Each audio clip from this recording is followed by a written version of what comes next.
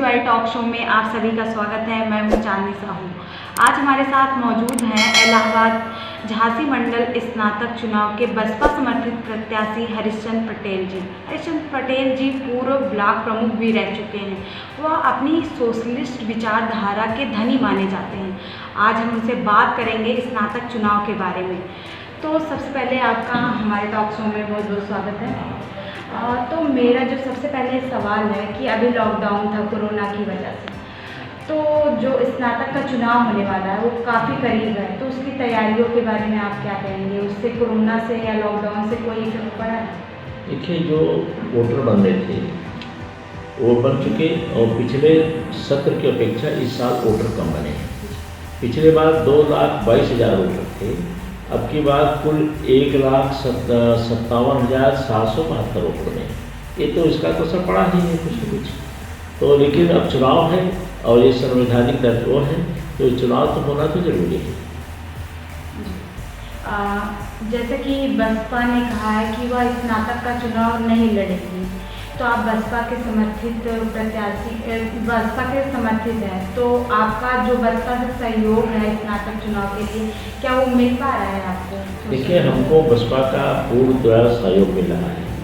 वहाँ जी ने सही कहा था कि वो चुनाव नहीं लड़ेगी, और हम बसपा के प्रत्याशी नहीं हैं, बल्कि मैं बसपा समर्थित प्रत्याशी हूँ। और मंडल की बैठकों में माननीय प्रदेश अध्यक्ष मुनकाद अली साहब ने बाकायदे घोषणा किया, वीडियो जारी हुआ। अभी मंडल की बैठक थी, उसमें कोऑर्डिनेटर अशोक गौतम ने किया, मुनकाद अली साहब ने किया, तमाम लोगों ने सार्वजनिक तौर पर घोषणा किया कि बसपा इनको अपना समर्थन दे रही है।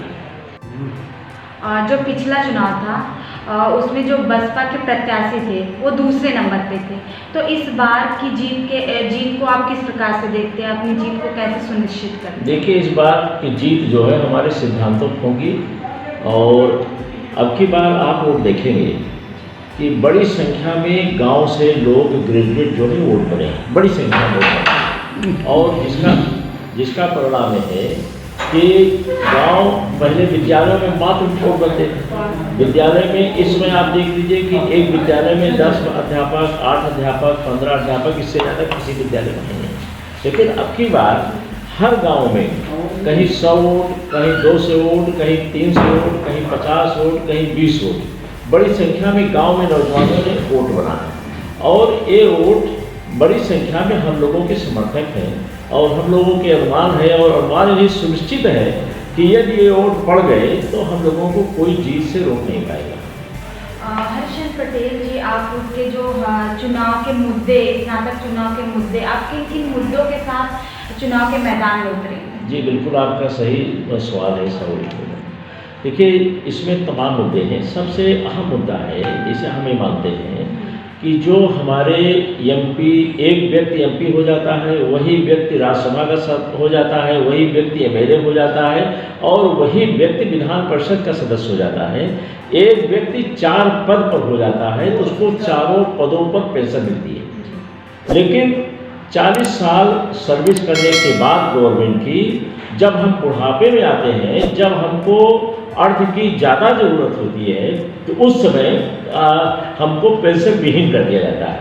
हमारा जो अहम मुद्दा है कि जो भी 40 साल या हमारे जो सरकारी सेवा में कार्यरत लोग रहे हैं, रिटायरमेंट के बाद उनको पुरानी पेंशन दिया जाए, जिससे वे सम्मानपूर्वक अपना जीवन यापन कर सकें। हरिश्चंद्र पटेल जी, क्या आपको लगता है जो शिक्षक वित्तविहीन है उनका नियमितकरण होना चाहिए, उनका मनोदय होना चाहिए? देखिए, निश्चित होना चाहिए, इसलिए कि देखिए, बिना जब तक कोई राष्ट्र की प्रगति तभी संभव है जब वहाँ पर सब लोग शिक्षित हों, और शिक्षित तब होंगे जब वहाँ के शिक्षक अच्छे क्वालिटी होंगे, अच्छे ढंग के होंगे। अगर हम किसी शिक्षक को 2,000 देते हैं तो बेरोजगार है, 2,000 में मजबूरी में काम करेगा, तो कितना पढ़ाएगा वो? अगर हमको नियमित रूप से शिक्षकों को हम अच्छा वेतन दें, अच्छा सम्मान दें, तो वह नियमित रूप से बच्चों की अच्छी शिक्षा देंगे। अच्छी शिक्षा बच्चे पाएंगे, उससे सुनिश्चित है कि देश प्रगति करेगा। कहा जाता है कि ये स्नातक मंडल का चुनाव है, लेकिन इसमें छात्र ज़्यादा वोटर ना बन के इसमें ज़्यादा टीचर ही वोट करते हैं, ऐसा क्यों? ऐसा नहीं है, अब की बार बिल्कुल परिस्थितियाँ बदली हैं। अब की बार अध्यापक भी वोटर हैं और अध्यापक से ज़्यादा गांव में जो नौजवान हैं वो बड़ी संख्या में वोटर हैं। ये पहले था कि मात्र शिक्षक ही बन पाते थे, लेकिन अब के इस चुनाव में बड़ी संख्या में गांव का नौजवान वोटर बना हुआ है। 10 जिलों के चुनाव में जैसे प्रयागराज, कौशाम्बी और फतेहपुर जिलों के ज़्यादा मतदाता बन पाते हैं, क्योंकि स्नातक बूथ तक ले जाने में उनको काफ़ी कुछ करना पड़ता है। तो हरिश्चंद्र पटेल जी, आप उनको बूथ तक ले जाने के लिए आप क्या कर रहे हैं? आपकी योजना क्या है? देखिए, ज़्यादा से ज़्यादा वोटर नौजवान खुद जागरूक हैं, उनमें एक जागरूकता पैदा हुई है और इस चुनाव में बड़े पैमाने पर नौजवानों की जागरूकता पैदा हुई है। तो उनको हमको या किसी प्रत्याशी को ले जाने की जरूरत नहीं है। अगर कोई ले जाता है तो यह चुनाव आचार संहिता के खिलाफ है।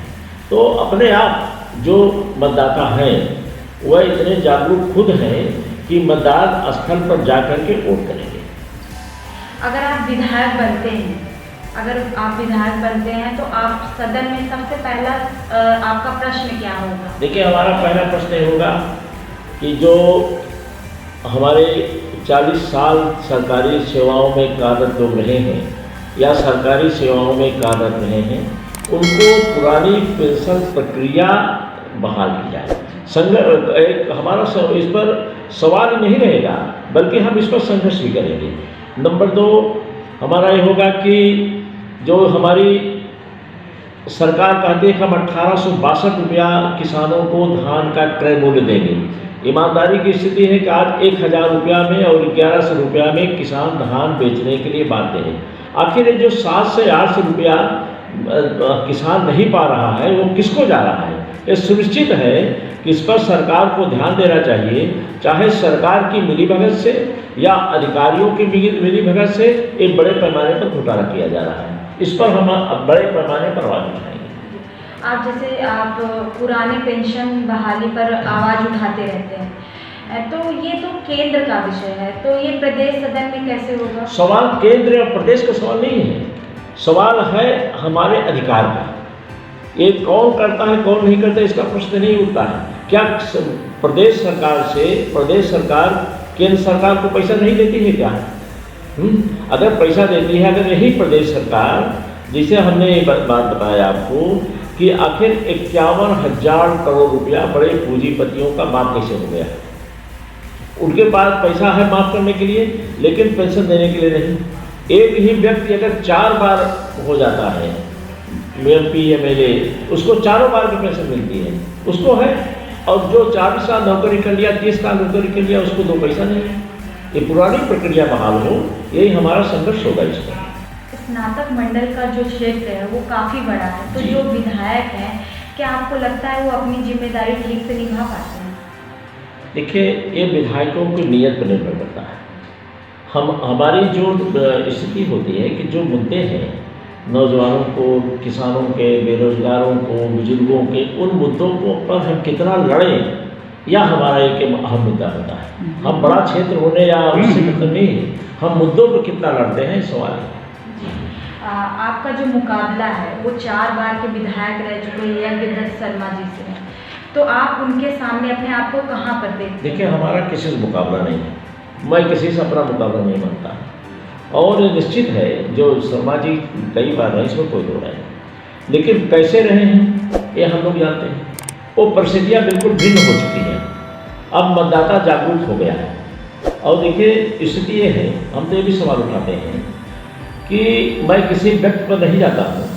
सवाल ये है कि जो हमारे विधायक हैं, जो अभी योजनाओं की बात किया, कितने बड़ी योजनाएं हैं, सब कुछ हैं, जो हमारे विधायक हैं माननीय लोग, उनमें 90% विधायक ऐसे हैं जो 40% से ज़्यादा कमीशन लेकर के काम करवाते हैं। क्या है उचित है?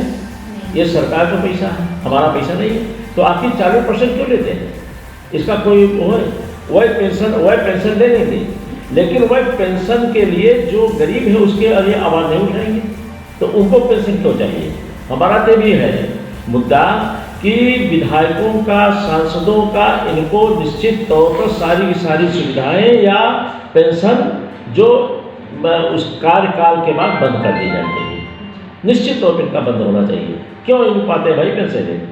अच्छा, और हम विधायक हो गए, कोई विधायक हो गया, क्या हक है कि 40% लेकर के आप गवर्नमेंट पैसे को बर्बाद कर रहे हो, हमारे पैसे को बर्बाद कर रहे हो? हमको तो चैलेंज हमारा कि 90% विधायक, मैं तो चैलेंज करता हूँ, चाहे सांसद हो, विधायक हो, 40% आम लोग जानते हैं, आप भी जानते हैं, सब लोग जानते हैं कि 40% कमीशन लेकर के लोग काम करवाते हैं, जो उचित नहीं है। तो इसको रोकने का क्या कोई आपने? जी हाँ, इसको रोकने का हमको बेनकाब करना पड़ेगा ऐसे लोगों को, और सदन में उठाना पड़ेगा, आम पब्लिक को बताना पड़ेगा। और इन्होंने जो कार्य किया है या जो कार्य कराए गए हैं, यदि इन्होंने किसी विद्यालय, महाविद्यालय या कहीं पर पैसा दिया है तो उसकी जांच होनी चाहिए कि यदि किसी विधायक ने किसी विद्यालय को 10 लाख रुपया दिया है तो क्या वहाँ पर काम हुआ है क्या? अगर काम नहीं हुआ, दोषी कौन है? इस पर तो मैं मानता हूँ कि इस पर दूसरा तंत्र दोषी कम है, विधायक ज़्यादा दोषी है, जिसने बड़े पैमाने पर पैसा लेकर काम कराया है। आप महाविश्वविद्यालय संघ के अध्यक्ष हैं जी।